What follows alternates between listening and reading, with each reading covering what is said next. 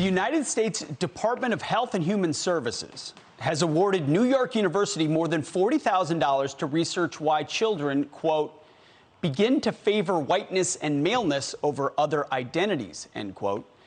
The three-year study, which begins in February, now facing backlash. Joining us now to discuss, former professor and co-author of Black Eye for America, How Critical Race is Burning the House Down, Dr. Carol Swain, one of our favorites. Doctor, it's only $40,000, but it's so much more than that. When our government is giving this kind of money to an institution like that to study a topic like this, why is that happening? It's only $40,000 at that university. It's happening all across the country, and it should be disturbing because this whole idea of whiteness, that the government would single out a particular group, and if you look at some of the other academic studies, whiteness includes, you know, hard work, getting to places on time, planning for the future, many factors that make for success, individualism, belief in family, belief in God. All of those things are considered whiteness, which implies that blackness, you know, would be crime, being lazy, getting to places late, being unsuccessful. What is the government trying to achieve? What are they trying to achieve? I mean, so it's moving beyond skin color into characteristics that they say represent one group or another. What does that do to, you know, black students that hear this or are part of this, and to white students, individuals?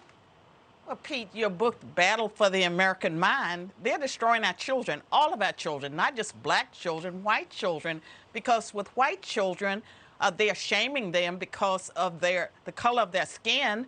That's not what we do in America. And they're telling black children that they are victims, that they have to behave in a particular way. If they work hard, if they try to make something of themselves, they're trying to be white. What they should be doing is studying the dysfunction in our country. Unfortunately, the government is responsible for a lot of that dysfunction. And you know how this works, too, and we don't have a whole lot of time, but a study like this may not make a lot of headlines, but it'll make its way into the educational pipeline and be used to justify curriculum in the future. It's already happening, Pete. And I heard through the grapevine that your book, Battle for the American Mind, is a New York Times bestseller, third week. I hope that means that millions of Americans are reading the book, because it is a battle for the American mind for our children. Our children are being destroyed, and our government dollars, our tax dollars, are being used to do that. It's unacceptable. And what they're doing runs counter to our civil rights laws that bans racial discrimination, as well as the Equal Protection Clause of the Constitution. Yes. We should not be tolerating this. Amen. Well, you've been very gracious with mentioning my book. Your book, Black Eye for America, fantastic. You blazed the trail before so many of us, and we are grateful for everything you do, Dr. Carol Swain. I don't have a New York Times bestseller. Oh, you will. Congratulations. Oh, you will. You should, and you will. Let's make it happen, Doctor. Thank you so much. God bless you.